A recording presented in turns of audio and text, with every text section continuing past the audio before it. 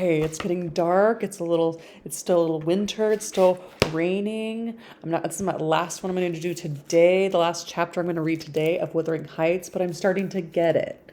I'm starting to understand that the Gothic thing is like snowy mystery. We think we know the people who are going to be in this chapter, but then it turns out they're not the people, and it's very mysterious. And the person with the rough accent that is treating everybody like crap is like, that's a Gothic thing. Like, there's mystery. It's a mystery. We're unwinding the mystery, y'all. Catherine Heathcliff is not Mr. Heathcliff's wife. It's his daughter-in-law. Hareton Earnshaw is Heathcliff's nephew. It's not Catherine Heathcliff's husband. He died. Mr. Heathcliff doesn't have a first name. His name's just Heathcliff. We're Catherine's father-in-law, okay? Right? We're unwrapping the mystery. Mr. Lockwood is just a lieutenant. I don't know who he is. We don't be knowing who he is. So we're just going to be... We're plugging along, and this is Gothic theme. This is Gothic era. This is the Gothic written word. There's witchcraft. There's snowstorms. There's people who have just coming over for tea, and now they have to spend the night because it's the Moors. The Moors? Who is Zyla? Is that how you say her name? This is the Gothic theme. This is Gothic reading. I'm getting it. Chapter 3. Whew. While leading the way upstairs, she recommended that I should hide the candle and not make a noise, for her master had an odd notion about the chamber she would put me in, and never let anybody lodge there willingly. I asked the reason. She did not know, she answered. She had only lived there a year or two, and they had so many queer goings-on she could not begin to be curious. So many queer goings-on, eh? I see. This is fun. At first it was a little frustrating, because I just want to know. But I'm getting it. Too stupefied... No. She did not know, she answered. She had only lived there a year or two. Yeah, and the queer goings-on. Yes. Now I begin to be curious. Okay. Too stupefied to be curious myself, I fastened my door and glanced around for the bed. The whole furniture consisted of a chair, a clothes press, and a large oak case with squares cut out near the top resembling coach windows. Having approached this structure, I looked inside and perceived it to be a singular sort of old-fashioned couch, very conveniently designed to obviate the necessity for every member of the family having a room to himself. In fact, it formed a little closet, and the ledge of a window which it enclosed served as a table. I slid back the panelled sides, got in with my light, pulled them together again, and felt secure against the vigilance of Heathcliff and everyone else. The ledge where I placed my candle had a few mildewed books piled up in the corner, and it was covered with writing scratched on the paint. This writing, however, was nothing but a name repeated in all kinds of characters, large and small. Catherine Earnshaw. Here and there varied with Catherine Heathcliff, and then again to Catherine Linton. Ooh, okay. In vapid listlessness, I leant my head against the window and continued spelling over Catherine Earnshaw, Heathcliff, Linton, till my eyes closed, but they had not rested 5 minutes when a glare of white letters started from the dark, as vivid as spectres. The air swarmed with Catherine's, and rousing myself to dispel the obtrusive name, I discovered my candlewick reclining on one of the antique volumes and perfuming the place with an odour of roasted calfskin. I snuffed it off, and very ill at ease under the influence of cold and lingering nausea, sat up and spread open the injured tome on my knee. It was a testament, in lean type and smelling dreadfully musty. A fly-leaf bore the inscription, Catherine Earnshaw, her book, and a date some quarter of a century back. I shut it and took up another and another till I examined all. Catherine's library was select, and its state of dilapidation proved it to have been well used, though not altogether for a legitimate purpose. Scarcely one chapter had escaped a pen and ink commentary, at least the appearance of one, covering every morsel of blank that the printer had left. Some would attach sentences, other parts took form of a regular diary, scrawled in an unformed, childish hand. At the top of an extra page, quite a treasure probably when first lighted on. I was greatly amused to behold an excellent caricature of my friend Joseph, rudely yet powerfully sketched. An immediate interest kindled within me for the unknown Catherine, and I began forthwith to decipher her faded hieroglyphics. An awful Sunday, commenced the paragraph beneath. I wish my father were back again. Hindley is a detestable substitute. His conduct to Heathcliff is atrocious. H. and I are going to rebel. We took our initiatory step this evening. Okay, I have to write down the characters. Hindley, detestable. And we have Catherine. And we have Heathcliff. My goodness. And Hindley is mean to Heathcliff.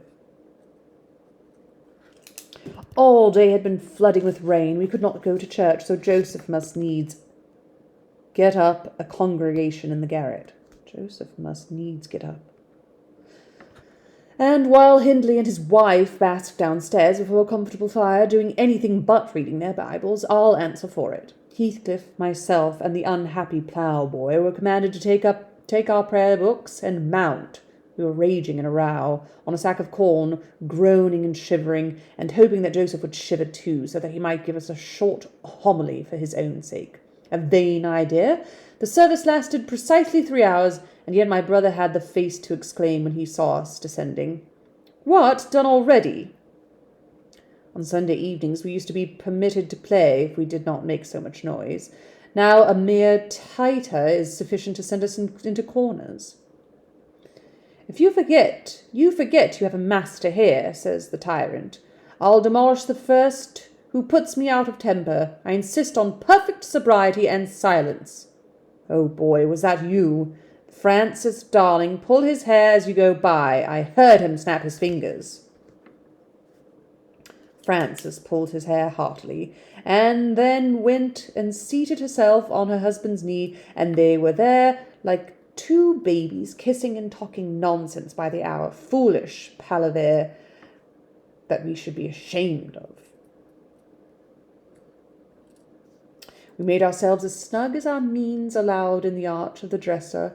I had just fastened our pianofortes together and hung them up for a curtain, when in comes Joseph on an errand from the stables. He tears down my handiwork, boxes my ears and croaks. Uh-oh. I need that page again. Because I do not know what this Joseph person's saying, and I feel really bad. Joseph, here we are. Joseph. Chapter 3. 9. No, that's chapter 2. Chapter 3. Oh, I was going to sneeze. Okay, he says, "The Master just recently buried, and the Sabbath not over, and the sound of the gospel still in your ears, and you dare be larking about," which is having fun. "Shame on you. Sit down, bad children. There are books enough if you will read them. Sit down and think of your souls." Saying this, he compelled us to square our positions, that we might receive from the far-off fire a dull ray to show us the text of the lumber he thrust upon us. I could not bear the employment. I took my dingy volume by the scroop and hurled it into the dog kennel, vowing I hated a good book. Heathcliff kicked his to the same place. Then there was a hubbub. That's funny, a hubbub. I said that in my comment. I forgot. That's so funny, a hubbub. Then there was a hubbub. There's a big old hubbub about this movie coming out. Okay, Maester Hindley. Maester Hindley. Okay, Maester Hindley, shouted our chaplain. Master, come here. Miss Cathy's torn the back of the Helmet of Salvation, which is a religious book, and Heathcliff's kicked his feet into the first part of the Broad Way to Destruction, another book. It's frightening that you let them go on this way. The old man would have flogged them properly, but he's gone. Okay, that's what Joseph said. Hindley hurried up from his paradise on the hearth, and seizing one of us by the collar and the other by the arm, hurled both into the back kitchen, where Joseph asseverated, "Old Nick." Does it mean old Nick? I think it means old Nick. Would fetch us as sure as we were living, and so comforted, we each sought a separate nook to await his advent. I reached this book and a pot of ink from a shelf and pushed the house door ajar to give me light, and I have got the time on with writing for 20 minutes, but my companion is impatient and proposes that we should appropriate the dairy woman's cloak, and have a scamper in the moors under its shelter, a pleasant suggestion, and then, if the surly old man come in, he may believe us his prophecy verified. We cannot be damper or colder in the rain than we are here. Okay, end of diary entry. I suppose Catherine fulfilled her project, for the next sentence took up another subject. She waxed lachrymose. How little did I dream that Hindley would ever make me cry so, she wrote. My head aches till I cannot keep it in the pillow, and still I can't give over. Poor Heathcliff. Hindley calls him a vagabond and won't let him sit with us, nor eat with us any more, and he says he and I must not play together, and threatens to turn him out of the house if we break his orders. He has been blaming our father, how dared he, for treating H too liberally, and swears he will reduce him to his right place. End of diary entry. I began to nod drowsily over the dim page. My eye wandered from manuscript to print. I saw red ornamented title, 70 times 7, and the frost of the 71st. A pious discourse delivered by the Reverend Jabes Branderham in the chapel of Gimmerden Sow. And while I was half-consciously worrying my brain to guess what Jabez Branderham would make of his subject, I sank back in bed and fell asleep. Alas for the effects of bad tea and bad temper. What else could it be that made me pass such a terrible night? I don't remember another that I can at all compare with it since I was capable of suffering. I began to dream almost before I ceased to be sensible of my locality. I thought it was morning, and I had set out on my way home with Joseph for a guide. The snow lay yards deep in our road, and as we floundered on, my companion wearied me with constant reproaches that I had not brought a pilgrim's staff, telling me that I could never get into the house without one, and boastfully flourishing a heavy-headed cudgel, which I understood to be so denominated. For a moment I considered it absurd that he should need such a weapon to gain admittance into my own residence. Then a new idea flashed across me. I was not going there. We were journeying to hear the famous Jabes Banderham preach for the text 70 times 7, and either Joseph, the preacher, or I had committed the first of the 71st, and were to be publicly exposed and excommunicated. We came to the chapel.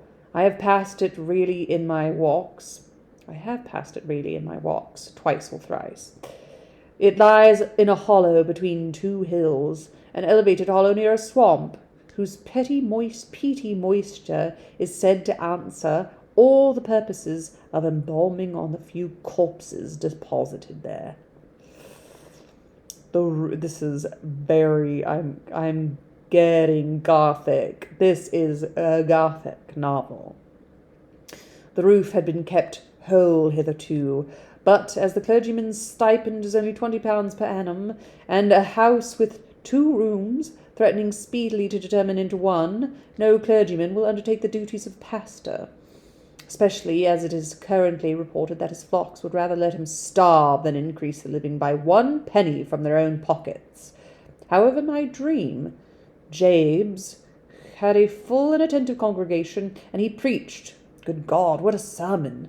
Divided into 490 parts, each fully equal to an ordinary address from the pulpit, and each discussing a separate sin. Where he searched for them I cannot tell. He had his private manner of interpreting the phrase, and it seemed necessary that the brother should sin different sins on every occasion. There were of the most curious character, odd transgressions that I never imagined previously. Oh, how weary I grew! How I writhed and yawned and nodded and revived! How I pinched and pricked myself and rubbed my eyes and stood up and sat down again and nudged Joseph to inform me if he would ever have done. I was condemned to hear all out. Finally he reached the first of the 71st. At that crisis a sudden inspiration descended on me. I was moved to rise and denounce Jabes Banderham as the sinner of the sin that no Christian need pardon. Sir, I exclaimed, sitting here within these 4 walls at one stretch, I have endured and forgiven the 490 heads of your discourse. 70 times 7 times have I plucked up my hat and been about to depart. 70 times 7 times have you preposterously forced me to resume my seat. The 491st is too much. Fellow martyrs, have at him, drag him down and crush him to atoms, that the place which knows him may know him no more.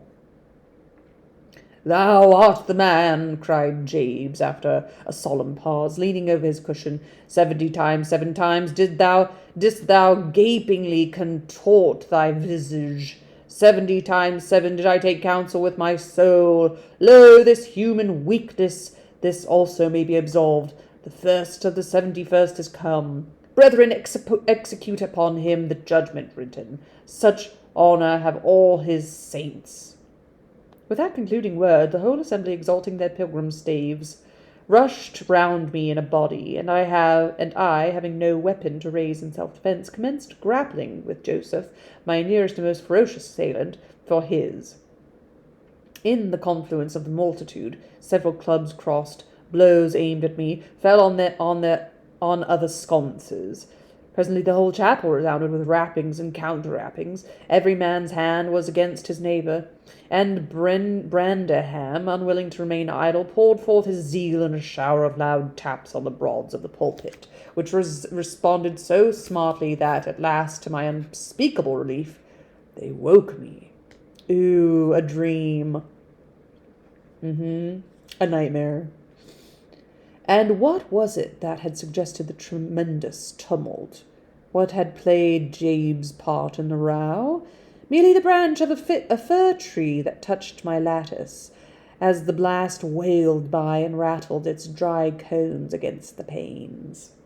I listened doubtingly an instant, detecting the disturber, then turned and dozed and dreamt again. Possible, still more disagreeable than before. This time I remember I was lying in the oak closet, and I heard distinctly the gusty wind and the driving of the snow. I heard also the fir bough repeat its teasing sound, and ascribed it to the right cause. But it annoyed me so much that I resolved to silence it, if possible. And I rose and endeavoured to unhasp the casement. The hook was soldered into the staple, a circumstance observed by me when awake, but forgotten.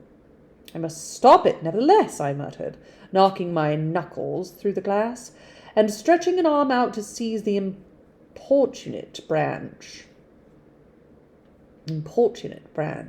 instead of which my fingers closed on the fingers of a little ice-cold hand.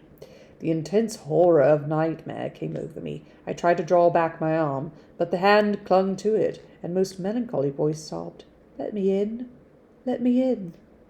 "Who are you?" I asked, struggling meanwhile to disengage myself. "Catherine Linton," it replied shiveringly. Why did I think of Linton? I had read Earnshaw 20 times for Linton. I'm come home. I'd lost my way in the moor. As it spoke, I discerned obscurely a child's face looking through the window. Terror made me cruel, and, finding it useless to attempt shaking the creature off, I pulled its wrist on to the broken pane and rubbed it to and fro till the blood ran down and soaked the bedclothes. Still it wailed, "Let me in!" and maintained its tenacious gripe, almost maddening me with fear. "How can I said at length, "let me go if you want me to let you in?" The fingers relaxed. I snatched mine through the hole, hurriedly piled the books up in a pyramid against it, and stopped my ears to exclude the lamentable prayer. I seemed to keep them closed above a quarter of an hour, yet the instant I listened again, there was a doleful cry moaning on. "Begone!" I shouted. "I'll never let you in, not if you beg for 20 years. "It's 20 years, warned the voice. 20 years. I've been a waif for 20 years. Thereat began a feeble scratching outside, and the pile of books moved as if thrust forward. I tried to jump up, but could not stir a limb, and so yelled aloud in a frenzy of fright. To my confusion, I discovered the yell was not ideal. Hasty footsteps approached my chamber door. Somebody pushed it open with a vigorous hand, and a light glimmered through the squares at the top of the bed. I sat shuddering yet, and wiping the perspiration off from my forehead, the intruder appeared to hesitate and muttered to himself. At last he said in a half-whisper, plainly not expecting an answer, "Is anyone here?" I considered it best to confess my presence, for I knew Heathcliff's accent and feared he might search further if I kept quiet. With this intention I turned and opened the panels. I shall not soon forget the effect my action produced. Heathcliff stood near the entrance, in his shirt and trousers, with a candle dripping over his fingers, and his face as white as the wall behind him. The first creak of the oak startled him like an electric shock. The light leaped from his hold and to a distance of some feet, and his agitation was so extreme that he could hardly pick it up. "It is only your guest, sir," I called out, desirous to spare him the humiliation of exposing his cowardice further. "I had the misfortune to scream in my sleep, owing to a frightful nightmare. I'm sorry to disturb you." "Oh, God confound you, Mr. Lockwood. I wish you were at the—" commenced my host, setting the candle on a chair because he found it impossible to hold it steady. "And who showed you up into this room?" he continued, crushing his nails into his palms and grinding his teeth to subdue the maxillary convulsions. "Who was it? I've a good mind to turn them out of the house this moment." "It was your servant Zillah." I replied, flinging myself on the floor and rapidly resuming my garments. "I should not care if you did, Mr. Heathcliff. She richly deserves it. I suppose that she wanted to get another proof that the place was haunted at my expense. Well, it is, swarming with ghosts and goblins. You have reason in shutting it up, I assure you. No one will thank you for a doze in such a den." "What do you mean?" asked Heathcliff. "And what are you doing? Lie down and fish out the night, since you are here, but for heaven's sake, don't repeat that horrid noise. Nothing could excuse it, unless you are having your throat cut." "If the little fiend had got in that window, she probably would have strangled me," I returned. "I'm not going to endure the persecutions of your hospitable ancestors again.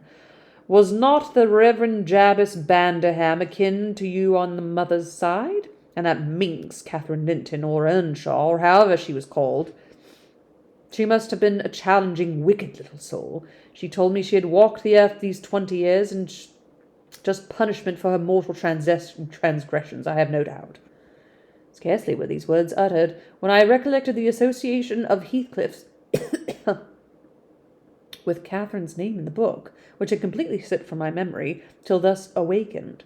I blushed at my inconsideration, but without showing further consciousness of the offence, I hastened to add, "The truth is, sir, I passed from the first part of the night in—" Here I stopped afresh.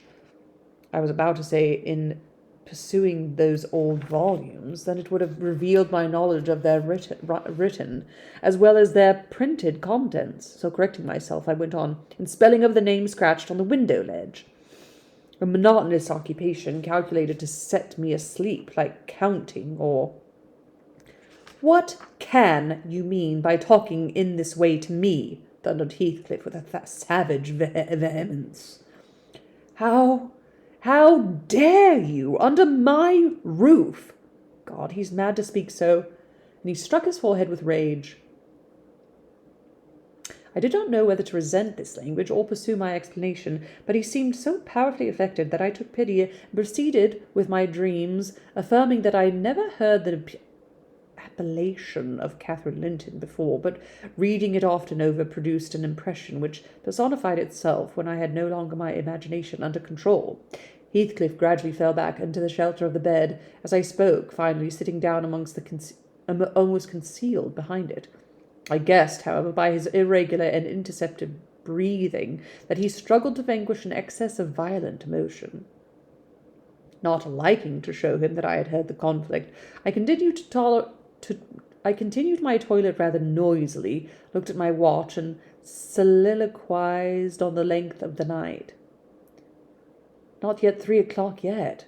I could have taken an oath it had been 6. Time stagnates here. We must surely have retired to rest at 8.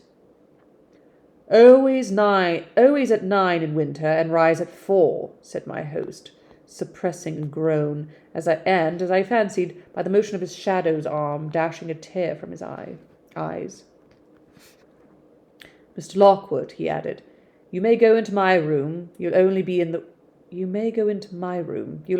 way coming downstairs so early, and your childish outcry has sent sleep to the devil for me.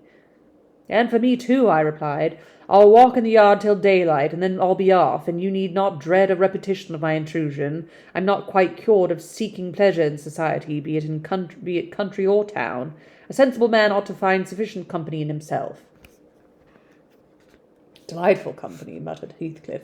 Take the candle and go where you please. I shall join you directly. Keep out of the yard, though, the dogs are unchained, and the house. Juno mounts sentinel there. And, nay, you can only ramble about the steps and passages, but away with you. I'll come in 2 minutes. I obeyed so far as to quit the chamber. When ignorant where the narrow lobby is led, I stood still, and was witness, involuntarily, to a piece of superstition in the part of my landlord, which belied oddly his apparent sense. He got onto the bed and wrenched open the lattice, bursting, as he pulled at it, into an uncontrollable passion of tears. Come in, he sobbed. Cathy, do come. Oh, do once more. Oh, my heart's darling, hear me this time, Catherine, at last. The spectre shows a spectre's ordinary caprice. It gave no sign of being, but the snow and wind whirled wildly through, even reaching my station and blowing out the light. There was such anguish in the gush of grief that accompanied this raving that my compassion made me overlook its folly, and I drew off, half angry to have listened at all, and vexed at having related my ridiculous nightmare, since it produced that agony, though why was beyond my comprehension. I descended cautiously to the lower regions and landed in the back kitchen, where a gleam of fire, raked compactly together, enabled me to rekindle my candle. Nothing was stirring except a brindled grey cat, which crept from the ashes and saluted me with a querulous mew. 2 benches shaped in sections of a circle nearly enclosed the hearth. On one of these I stretched myself, and Grimalkin mounted the other. We were both of us nodding ere anyone invaded our retreat, and then it was Joseph, shuffling down the wooden ladder, and vanished in the roof, through a trap, the ascent to his garret, I suppose. Trapdoors! Ooh! He cast a sinister look at the little flame which I had enticed to play between the ribs, swept the cat from its elevation, and bestowing himself in the vacancy, commenced the operation of stuffing a 3-inch pipe with tobacco. The presence in his sanctum was evidently esteemed, and a piece of impudence too shameful for remark. He silently applied the tube to his lips, folded his arms, and puffed away. I let him enjoy the luxury, unannoyed, and after sucking out the last wreath and heaving a profound sigh, he got up and departed as solemnly as he came. A more elastic footstep entered next. Now I opened my mouth for a good morning, but closed it again, the salutation unachieved, for Hareton Earnshaw was performing his orisons sotto voce, in a series of curses directed against every object he touched, while he rummaged a corner for a spade or a shovel to dig through the drifts. He glanced over the back of the bench, dilating his nostrils, and thought as little of exchanging civilities with me as with my companion the cat. I guessed by his preparations that egress was allowed, and leaving my hard couch, made a movement to follow him. He noticed this, and thrust at an inner door with the end of his spade, intimating by an inarticulate sound that there was the place where I must go if I changed my locality. It opened to the house, where the females were already astir, Zyla urging flakes of flame up the chimney with a colossal bellows, and Mrs. Heathcliff kneeling on the hearth reading a book by the aid of the blaze.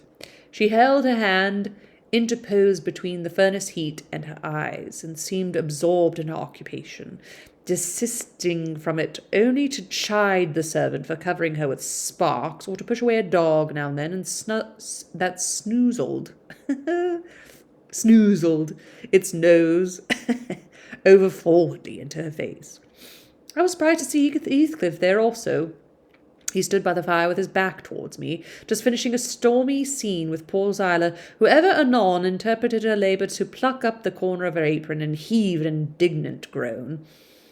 "And you worthless," he broke out as I entered, turning to his daughter-in-law and employing an epithet as harmless as duck or sheep, but generally represented by a dash. "There you are, at your idle tricks again. The rest of them do earn their bread. You live on my charity. Put your trash away and find something to do. You shall pay me for the plague of having you eternally in my sight. Do you hear me? Damnable jade. Damnable jade. I'll put my trash away because you can make me if I refuse," answered the young lady, closing her book and throwing it on the chair. But I'll not do anything, though you should swear your tongue out, except what I please." Heathcliff lifted his hand, and the speaker sprang to a safer distance, obviously acquainted with its weight. Having no desire to be entertained by a cat and dog combat, I stepped forward briskly, as if eager to partake the warmth of the hearth, and innocent of any knowledge of the interrupted dispute. Each had enough decorum to suspend further hostilities. Heathcliff placed his fists, out of temptation, in his pockets. Mrs. Heathcliff curled her lip and walked to a seat far off, where she kept her word by playing the part of a statue during the remaining of my stay. That was not long. I declined joining their breakfast, and at the first gleam of dawn took an opportunity of escaping to the free air, now clear and still and cold as impalpable ice. My landlord hallooed for me to stop ere I reached the bottom of the garden, and offered to accompany me across the moor. It was well he did, for the whole hill back was one billowy white ocean. Gorgeous. And the swells and falls not indicating corresponding rises and depressions in the ground. Many pits, at least, were filled to a level, and entire ranges of mounds, the refuse of the quarries, blotted from the chart which my yesterday's walk left pictured in my mind. I had remarked on one side of the road, at intervals of 7 yards, a line of upright stones, continued through the whole length of the barren. These were erected and daubed with lime on purpose to serve as guides in the dark, and also, when a fall like the present confounded the deep swamps on either hand with the firmer path, but expecting a dirty dot pointing up here and there, all traces of their existence had vanished, and my companion found it necessary to warn me frequently to steer to the right or left, when I imagined I was following correctly the windings of the road. We exchanged little conversation, and he halted at the entrance of the Thrushcross Park, saying I could make no error there. Our adieu was limited to a hasty bow, and then I pushed forward, trusting to my own resources, for the porter's lodge is untenanted as yet. The distance from the gate to the Grange is 2 miles. I believe I managed to make it 4, with losing myself among the trees and sinking up to the neck in snow, a predicament which only those who have experienced it can appreciate. At any rate, whatever were my wanderings, the clock chimed 12 as I entered the house, and that gave exactly an hour for every mile of the usual way from Wuthering Heights. Wuthering Heights. My human fixture and his satellites rushed to welcome me, exclaiming tumultuously that they had completely given me up. Everybody conjectured that I perished last night, and they were wondering how they must set about the search for my remains. I bid them be quiet, now that they saw me returned, and benumbed to my very heart, I dragged upstairs, whence, after putting on dry clothes and pacing to and fro 30 or 40 minutes to restore the animal heat, I am adjourned to my study, feeble as a kitten, almost too much so to enjoy the cheerful fire and smoking coffee which the servant has prepared for my refreshment. Whew! Spooky dreams, fun gothic themes. I am realizing, did Jane Austen ever do a novel that was narrated by a man? No, but then Mary Shelley, it was all males, which is very interesting to me that this is from like a man's point of view. Very interesting to me. I'm going to have to like cliff note all these because, we're back in the Gothic Victorian era, Romantic era, and it is, again, it's like another language. So I'll have some interpretations next time just to like keep up with all the characters. Happy reading to you all, and a very well and happy ta-ta to you.